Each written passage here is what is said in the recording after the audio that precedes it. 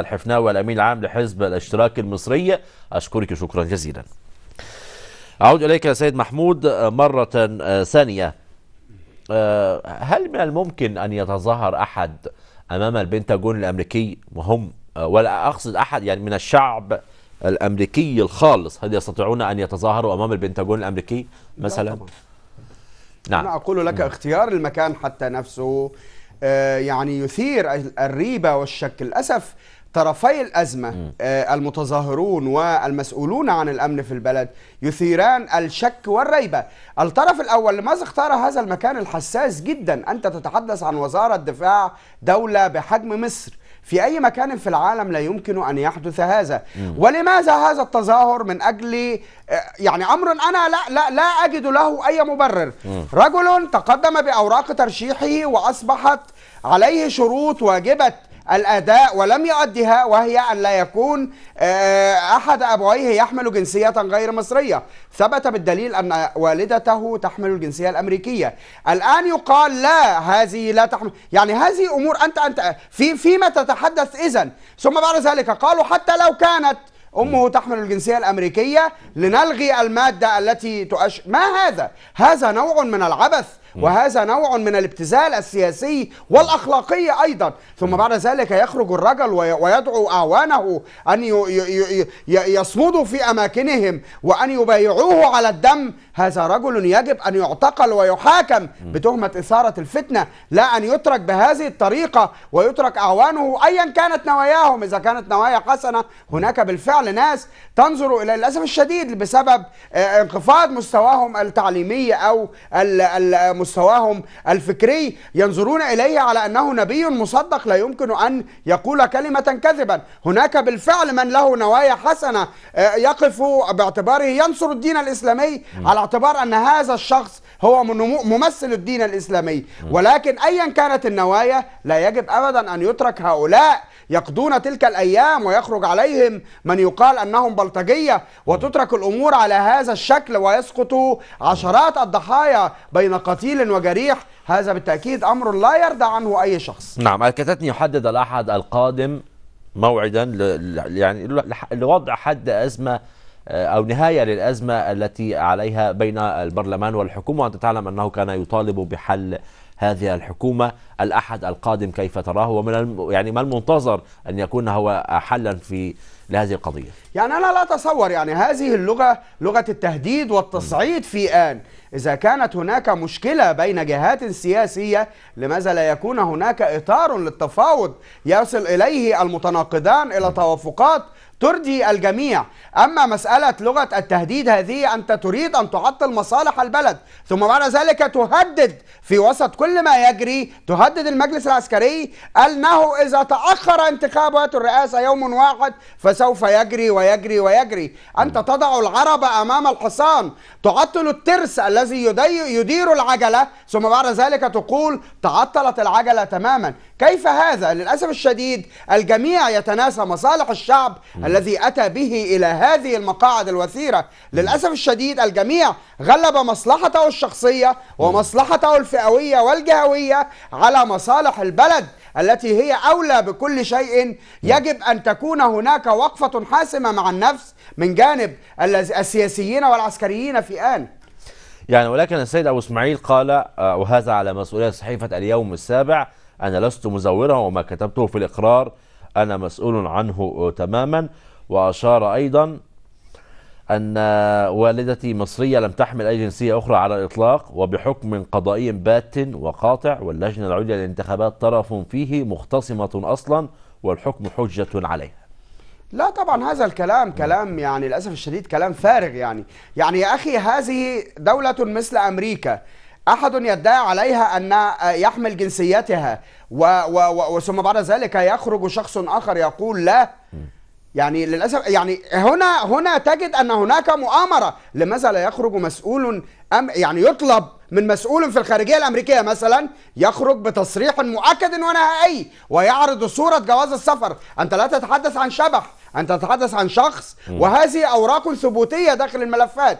لماذا لا تكون المسألة هكذا واضحة أمام الجميع حتى تنهي هذه الحالة من اللغط؟ إما أن يكون هذا الرجل كاذب ويعاقب على كل ما ارتكبه من جرائم، وإما أن تكون الحكومة كاذبة والمجلس العسكري كاذب ولجنة الانتخابات كاذبة ويقع تحت طائلة المساءلة أيضا.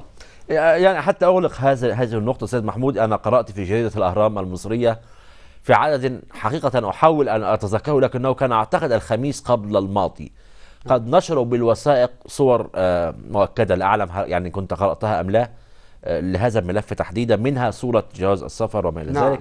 نعم يعني رأيت مثل هذا الأمر. نعم. كان معروضا في جريدة الأهرام. نعم. الخميس قبل. إذا لماذا لا يعتقل شخص مثل حازم صلاح أبو إسماعيل يعني الذي أثار الفتنة في البلد؟ يعني هذا أمر قضائي أنا يعني ننأى عنه حقيقة، لا يعني هذا خارج موضوع تحليلنا سيد محمود، لكن يعني لا ليس خارج الموضوع. أي أن تتحدث عن فتنة ونقول مسببها شخص هو فلان، أين هي خارج الموضوع أستاذ طاهر؟ لا يعني أنا أقصد مسألة قانونية، يعني مسألة قانونية، مسألة مثلا أن يصدر هذه مسألة أمنية محضة، القانون يأخذ مجراه فيما بعد.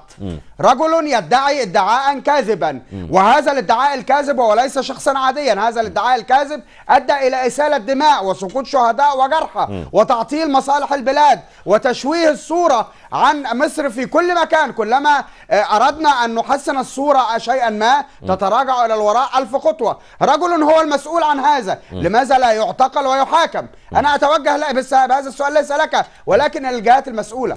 نعم يعني أعتقد أن النائب العام إن كان يستمع إلينا أو أحد من أتباعه، يعني أرجو أن يكون له ردا واضحا على هذه النقطة، لأن الأمر يخصه طبعا في بادئ الأمر يعني.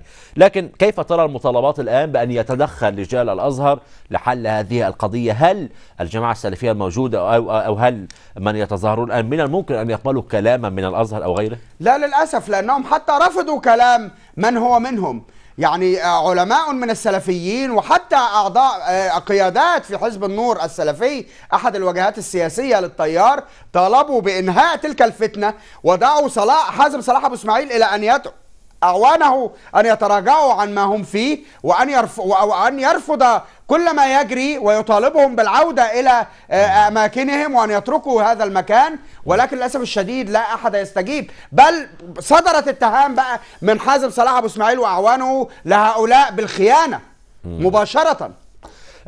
سيد محمود، الآن في ظل هذه الظروف وفي ظل هذا الاحتقان، حينما يؤكد المجلس العسكري على رحيله، يعني ما قيمة هذا التأكيد؟ يعني ما أنت في كل مرة تقول أنني سأرحل يوم كذا، ما الجديد؟ من الذي يدعي أنه لن يرحل؟ المشكلة الآن أن تحولت تلك المطالب التي كانت مطالب شخصية، يعني كلنا يعلم أن من اعتصم في البداية هم أنصار حازم صلاح أبو إسماعيل، كانوا يطالبون بإلغاء المادة 28 وبإعادة حازم صلاح أبو إسماعيل إلى السباق الرئاسي. ثم بعد ذلك تدخلت بعض القوى السياسية كنوعا من المناصرة، انصر أخاك ظالما أو مظلوما، ودخلت المسألة ما هي أوائل المطالب يا سادة؟ أن يرحل المجلس العسكري. فما كان من المجلس العسكري إلا أن يقول أنا سوف أرحل في الموعد الذي حددته.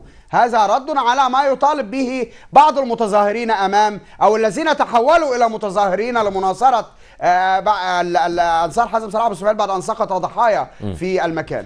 كيف ترى سيد محمود الآن خوض غمار الانتخابات الرئاسية في مصر بين مرشحين؟ واعتقد ان انت تتابع يعني اجزاء من الحملات الإعلامية لبعض المرشحين. الحملات على قدم وساق، وان كانت هناك بعض التجاوزات التي دعت لجنة الانتخابات إلى المطالبة بمحاسبة مرشحين، وهم على رأسهم مرشحين كبار مثل عمرو موسى ومحمد مرسي وغيرهم بسبب خرق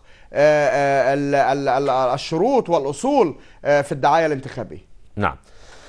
الآن سيد محمود، حقيقة في ظل هذا الأمر الساخن وفي ظل كل هذه التعقيدات، هل ترى بالفعل أن المواطن المصري قادر أو لديه الرغبة في الذهاب إلى صندوق الانتخابات بالفعل؟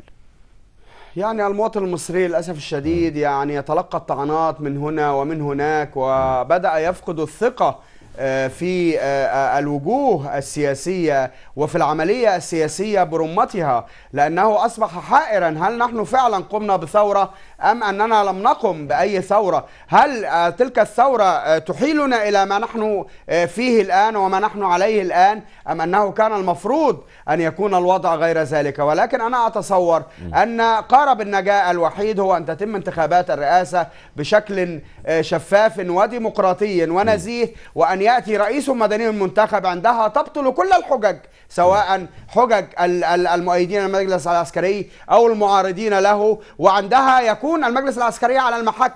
هل سيسلم السلطة فعلا الرئيس المدني المنتخب أم أنه كان يماطل طوال تلك الفترة؟ ما الدور الذي يجب على البرلمان أن يلعبه سيد محمود في هذه الآونة بغض النظر عن أدائه؟ يعني أنا لا أتحدث عن أدائه، لكن ما الدور المنوط به الآن أو الذي يجب أن يتخذه في ظل هذه الأمور؟ المفترض ألا يكون البرلمان بكل أعضائه وقياداته ألا يكون خصما فيما يجري. للأسف الشديد البرلمان وضع نفسه كخصم فيما يجري. المفترض أن يكون حكما الآن.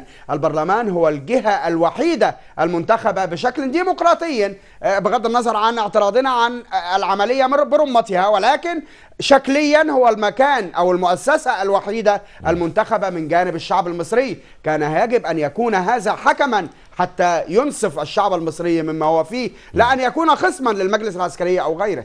أخيرا أريد أن أذهب إلى الصحافة لأختتم هذا الملف. سيد محمود، يعني هناك خبر من جريدة الشروق يقول المساهمون الدوليون في شركة غاز شرق المتوسط سنقاضي الحكومة المصرية.